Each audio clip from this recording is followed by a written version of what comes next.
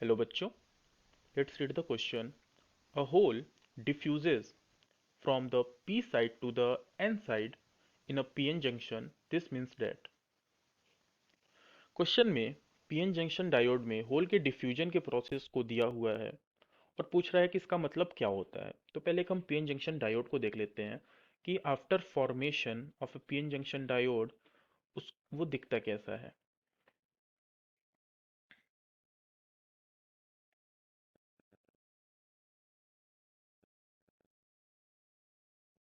ये कहिए लेट्स कहते हैं इसको, ये पी साइड है और ये एन साइड है। पी एन साइड की बात करें तो एन साइड में जो मेजॉरिटी चार्ज कैरियर होते हैं वो मोबाइल इलेक्ट्रॉन्स होते हैं। मैं बोल रहा हूँ मोबाइल इलेक्ट्रॉन्स, मतलब ये जो इलेक्ट्रॉन्स होते हैं ये मूव कर सकते हैं। In the same way P side में जो मेजॉरिटी मोबाइल कैरियर्स होते हैं वो होल्स होते हैं। होल्स को रिप्रेजेंट करने का तरीका ऐसा होता है। कुछ माइनॉरिटी चार्ज कैरियर्स भी होते हैं, जैसे पी साइड में कुछ इलेक्ट्रॉन्स होते हैं माइनॉरिटी चार्ज कैरियर, ये इमोबाइल होते हैं। In the same way N में कुछ होल्स हो सकते हैं, होल्स ये माइनॉरिटी होते हैं।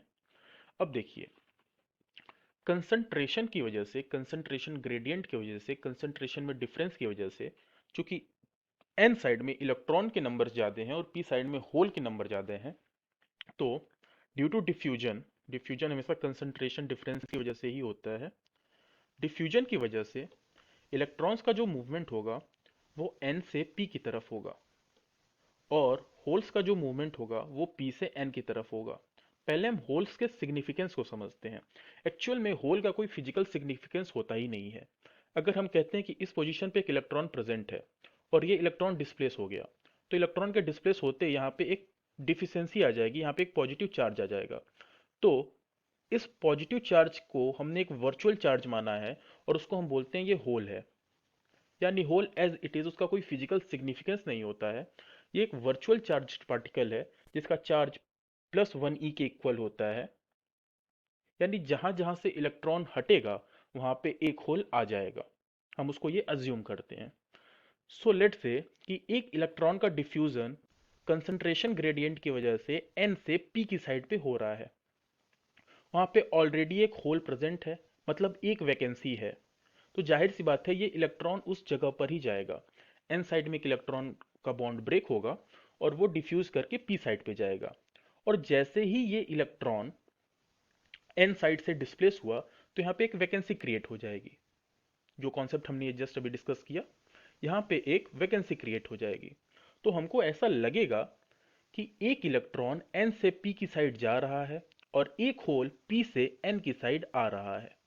एक्चुअल में मूवमेंट बस इलेक्ट्रॉन का हो रहा है। इलेक्ट्रॉन एन से पी की तरफ जा रहा है, एक वैकेंसी को भर रहा है और जैसे ही वो एक वैकेंसी को भर रहा है उसके पहले वाले पोजीशन पे एक वैकेंसी बन जा रही है।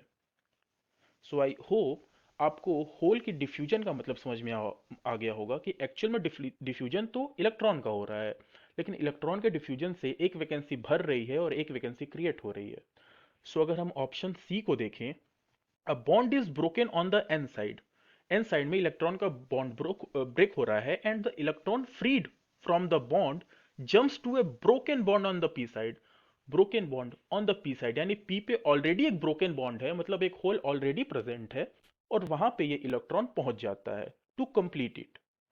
आई होप आपको अच्छे से समझ में आया होगा। All the best.